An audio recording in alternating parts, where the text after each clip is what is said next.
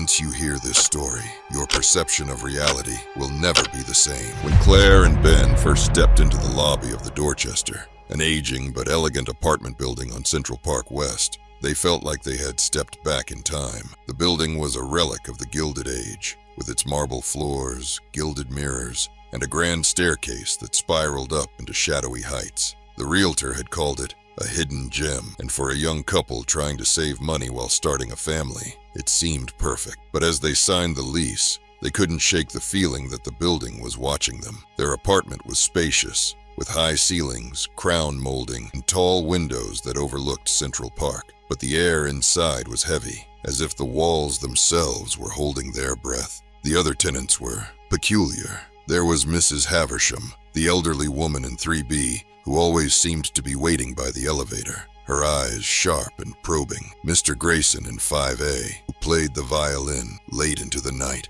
the notes eerie and discordant. And the twins in 2C, two little girls who never spoke but always seemed to be giggling just out of sight. At first, Claire and Ben tried to brush it off. New York was full of odd characters, after all. But as the weeks passed, the strangeness grew more pronounced. Claire began to hear whispers in the empty apartment, faint and indistinct, but always just behind her. Ben found strange symbols etched into the baseboards, their meanings unknown. And then there were the dreams, vivid, unsettling dreams of a woman in white standing at the foot of their bed, her face obscured by a veil. One evening, Claire decided to investigate the building's history. She spent hours in the library, poring over old newspapers and records. What she found made her blood run cold. The Dorchester had been built in the late 1800s by a wealthy industrialist who had mysteriously vanished before its completion. Over the years, the building had been the site of numerous tragedies, suicides, disappearances, even a murder. The most chilling story was of a young woman named Eleanor Grayson who had thrown herself from the rooftop in the 1920s after losing her child. Her husband, a violinist, had gone mad with grief and was said to haunt the building, playing his violin in the dead of night. Claire shared her findings with Ben, but he dismissed them as urban legends. "Every old building has its ghost stories," he said. But Claire couldn't shake the feeling that something was wrong. The whispers grew louder, the symbols more intricate. And then, one night, she woke to find the woman in white standing in their bedroom, her veil lifted to reveal a face that was both beautiful and horrifying, her eyes hollow and filled with sorrow. The next morning, Claire insisted they leave. Ben, now unnerved by her terror, agreed. But as they packed their belongings, they noticed something strange. The other tenants were gathered in the lobby,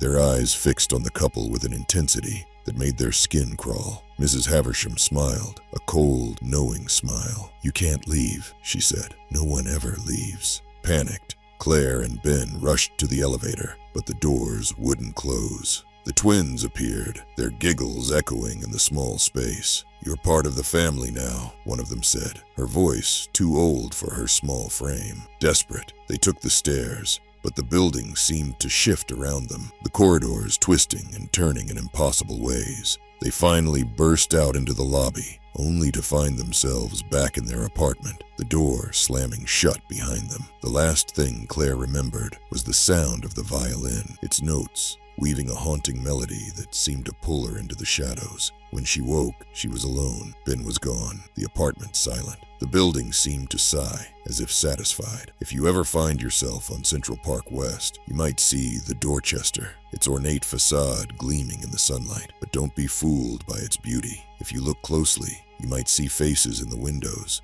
watching, waiting. And if you listen carefully, you might hear the faint strains of a violin playing a melody that chills you to the bone. Hit subscribe and don't dare miss what's coming next. Or the next scream you hear might be your own.